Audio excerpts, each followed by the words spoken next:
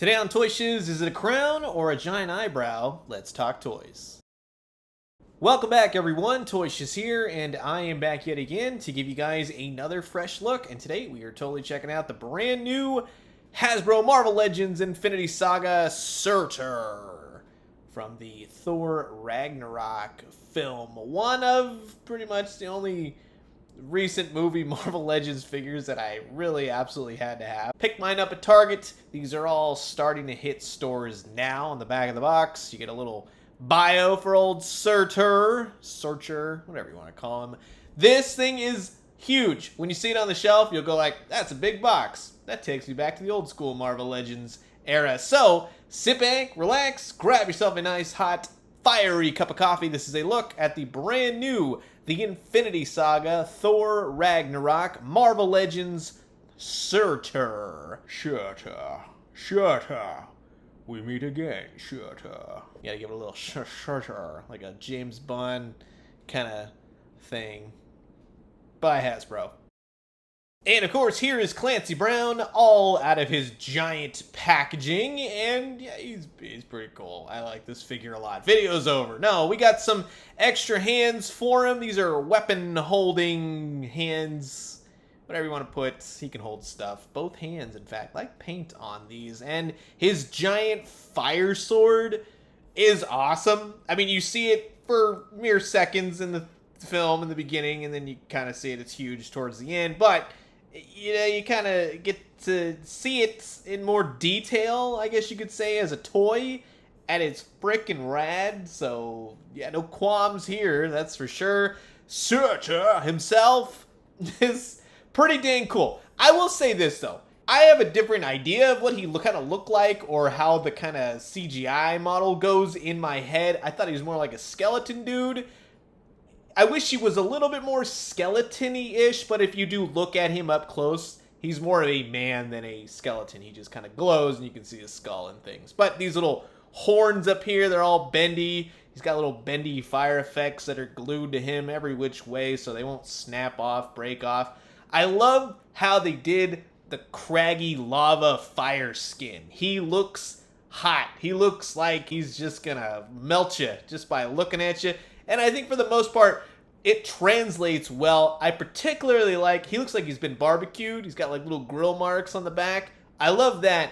Once you kind of get down to the back of his legs, though, you get little splotchy reds here and there. I do wish that black really translated more to this area. It feels kind of stark in the sense of every other part of the figure has it. Maybe he was covered up by a towel that day on the beach. I don't know. It's just kind of weird, especially on the back of the arms. It doesn't necessarily gradient itself perfectly, but it's okay. And I really like his extra hand right here. He's got more of like the come hither kind of grabby hand, and he's got a punchy hand right here. So really nice alternate hand choices, I will say, especially since you have weapon holding hands. He has a weapon, so that's good. You can hold it in either hand. In terms of the articulation, yeah, it's a giant figure, but you do get some giant points of articulation. It's pretty cool. The head won't go all the way back, but he can look down side to side. Now, in the arms, you get some good up and down rotation, but if you try to move the arms up, these big chunks of plastic that are adorning his arms, you can't get it into the socket and then get his arms all the way up. So it's a little bit easier on this side, I guess, in a way. It goes up a little bit higher. He does have bicep swivel. He's got double jointed elbows. I'll tell you this all day. Go really easy on all the double joints. Just saying. And when you swap out the hands, it's a little bit loose. That's another thing. Just pointing that out. He does have some really nice upper diaphragm rotation and a really nice ab crunch. You can get him hunching down, looking at Thor all chained up from the ceiling, that kind of thing. So that's really cool to get that range of movement. He can do the splits, he can kick out. They're all ratcheted, so that's nice to see. For a big figure, you kind of want that, so he's steady. He does have a very upper thigh swivel. Now this is what I mean about go easy on the joints in the legs especially. On mine, they're incredibly stuck. I don't think they're gonna break, but you just don't want to go and just crack them. So just go slow, go easy, and if necessary, go ahead and heat him up.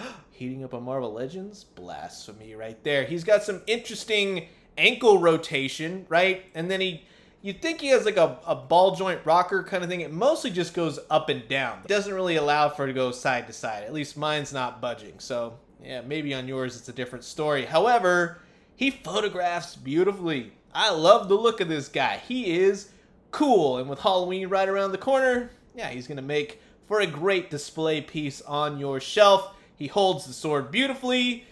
It's just a very cool looking demon monster and something I don't really expect Marvel Legends to make anymore. And that's why I think I love it so much. It just kind of harkens back to the good old days of Marvel Legends when they made giant oversized character, whether for Legends as a Build-A-Figure or in the Marvel Universe line. The black really shows up. He's just a lot of fun. In terms of the scaling, you can kind of see he's a little bit shorter than the Frost Giant, and he's a lot bit shorter than the Marvel Universe Sentinel. So for me, I think he's a good height overall. Yeah, he could be bigger, huge, fine, whatever. He's going to destroy Asgard.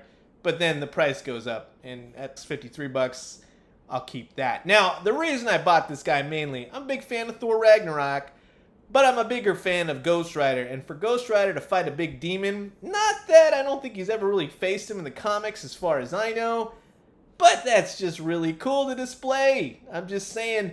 Now when it comes to Spawn figures, if you're into that sort of thing, yeah, it's a nice big demon for old Al Simmons to battle. I just say Ghost Rider stuff all day. I think it's pretty cool. We don't have a whole heck of a lot of Marvel Legends Ghost Rider villains, so for me, even though it's a movie, yeah, it'll work for what my tastes are. This is a very cool figure. Minor paint probs, go easy on the joints. The face would have been nice. Maybe you could have articulated the jaw. I don't know. These are just little nitpicks here and there. I think that having these oversized figures is a lot of fun. I love the look of this guy. He's got some clear plastic. He will glow, quote unquote. You hold him up to the sun or light. It's just very cool. Very much a fun, refreshing figure to have for Marvel Legends. It's an oversized giant demon. When was the last time you said that about Marvel Legends? But I am curious to know what you guys think about this figure. Have you grabbed him? Will you be grabbing him? Comment below. Let me know. Let's talk everything Surtur. And I'm going to leave you guys with that. As always, drink some great coffee, eat some great food, but most importantly, remember, I think it is a giant eyebrow. Just saying. And that's fine with me. And when you do, let me know what you found. I'll talk to you guys soon. Adios.